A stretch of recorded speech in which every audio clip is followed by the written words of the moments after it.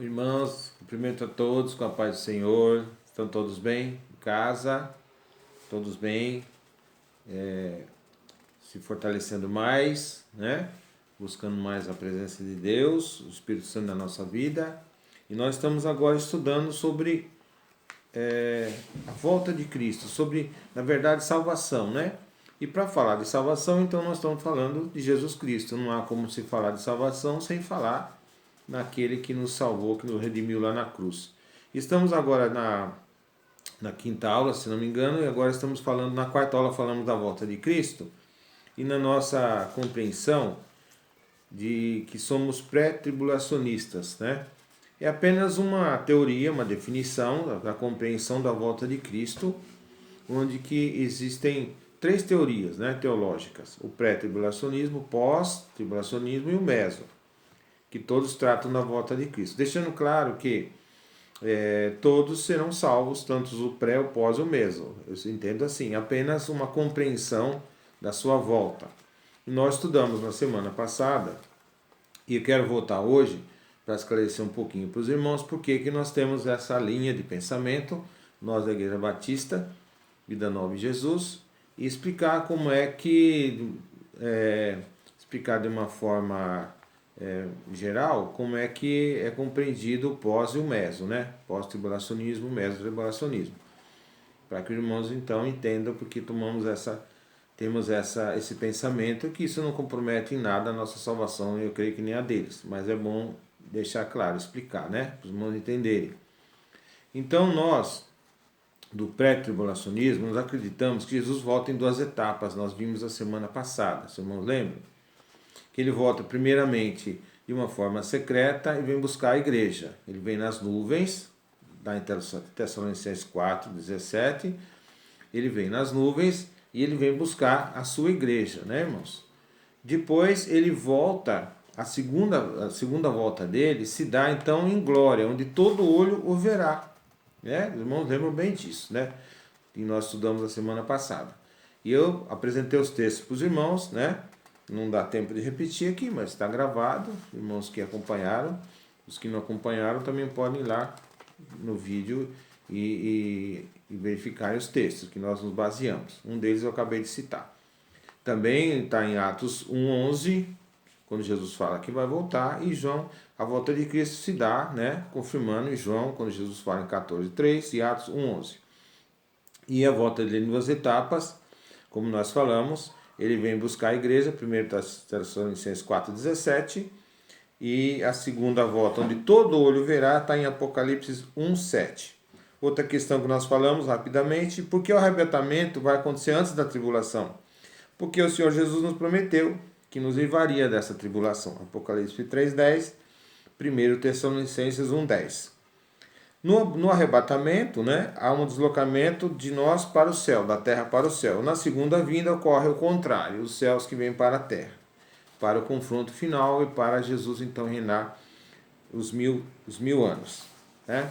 Então, tentando aqui explicar para os irmãos as três de um modo geral, sintetizando as três visões: a nossa, como nós já falamos, o pré-tribulacionismo, Jesus volta em duas etapas. Primeiro secretamente vem buscar a igreja, na segunda vem em glória e todo olho verá, e vem para reinar os 1000 anos, né? Vem para derrotar o inimigo, vem para reinar os 1000 anos.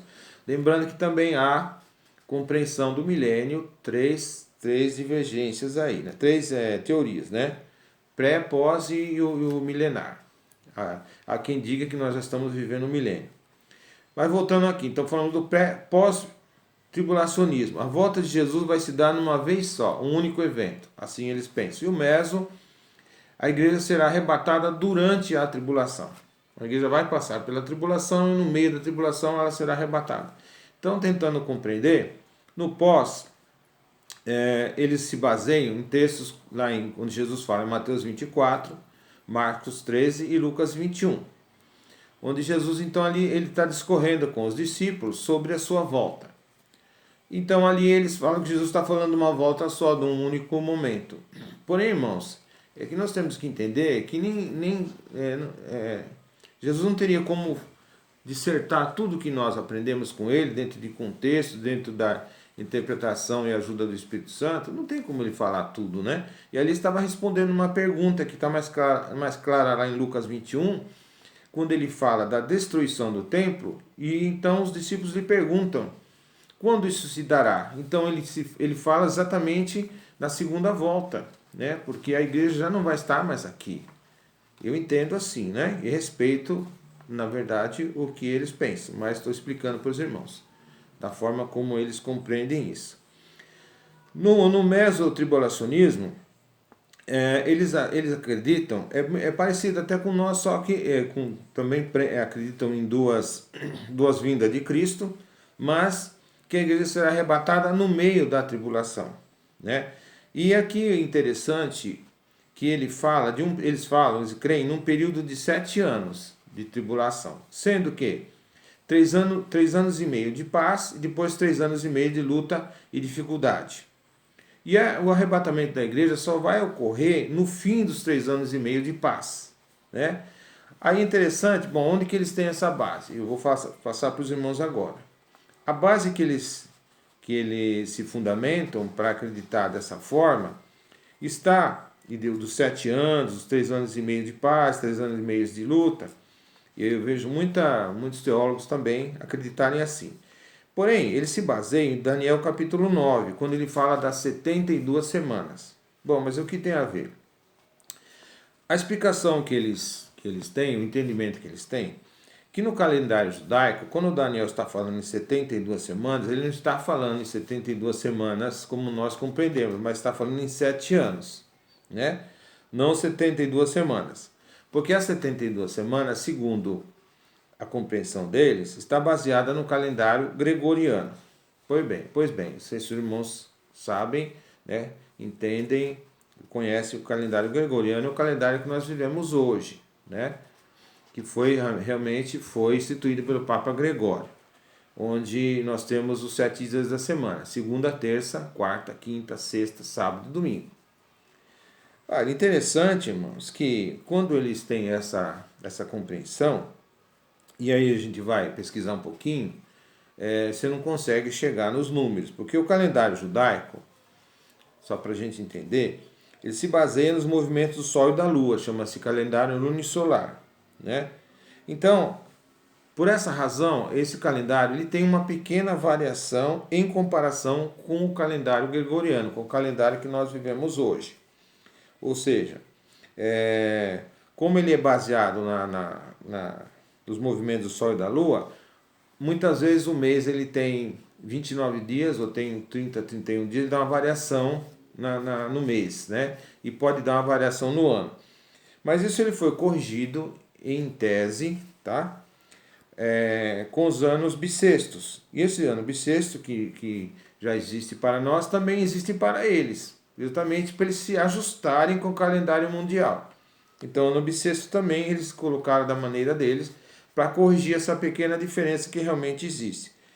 Mas quando se fala em 72 semanas para 7 anos, não encaixa, né, essa conta. Não dá certo, porque, se eu não estou enganado, fazendo uma conta rápida e grosseira, 70 semanas dariam quanto? Daria um ano, ele tem 40, né, cada mês são 40 semanas, com um pouco mais. Então, um ano tem 48, 50 semanas.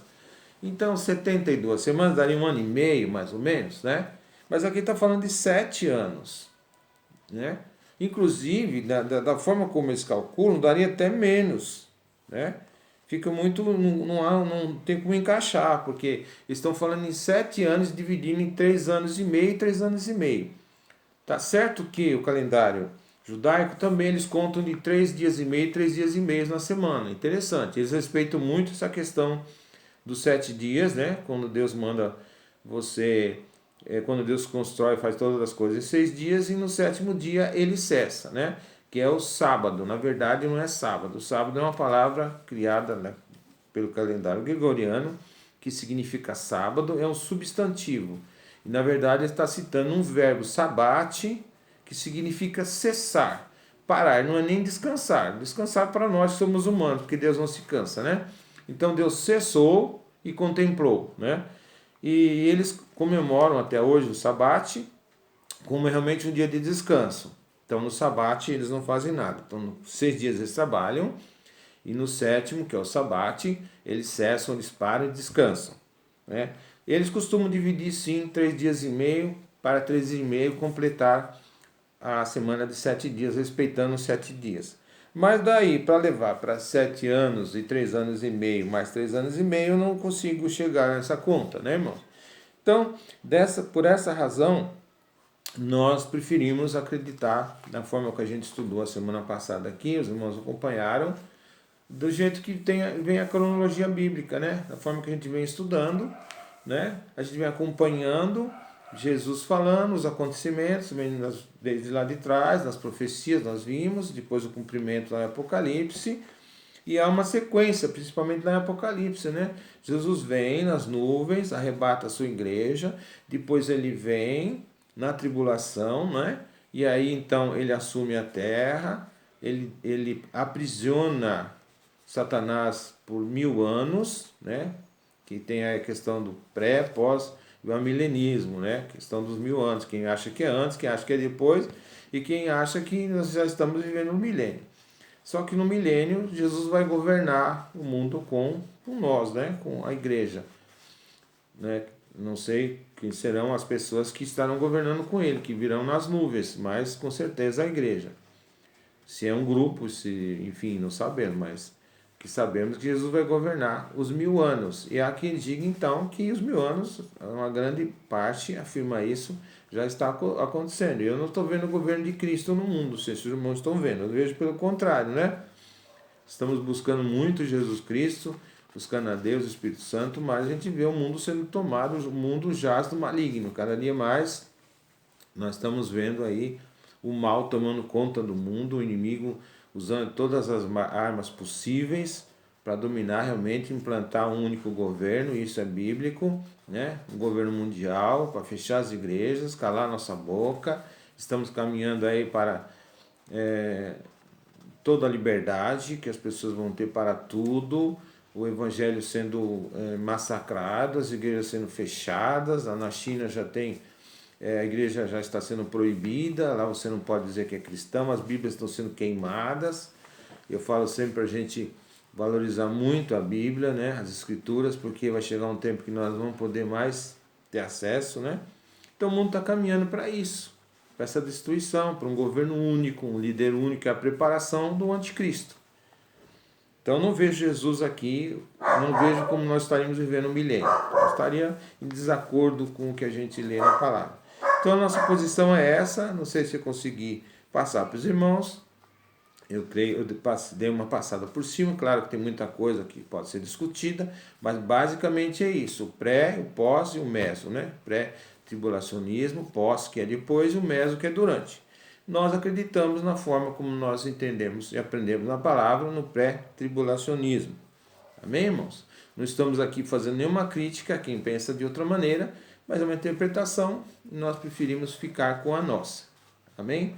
Glória a Deus para todos e vamos continuar aprendendo sobre a nossa salvação em Jesus Cristo. Deus abençoe cada um, cada família, os irmãos que estão em casa, estamos voltando já para os cultos, aqueles que podem e devem ir sim, né?